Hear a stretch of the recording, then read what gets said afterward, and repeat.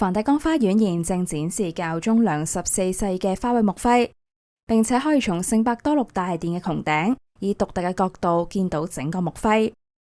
新花卉木徽位於梵蒂岡行政宮前面，由2位園丁每日工作大約2個星期完成。木徽設計嘅框架同教宗方濟各嘅木徽框架相同。除咗觀賞花卉木徽，喺梵蒂岡花園仲可以見到路德聖母岩洞嘅仿製品。喺唔遠嘅地方，仲有幾座雕塑同馬賽克。如果你喺場內漫步，你會見到厄瓜多爾駐保金切聖母嘅畫像。如果你繼續漫步，仲會見到聖額我略納雷克嘅雕像。佢係亞美尼亞神學家，被教宗方濟各封為教會聖師。更加有趣嘅就係嚟自皇室嘅花卉。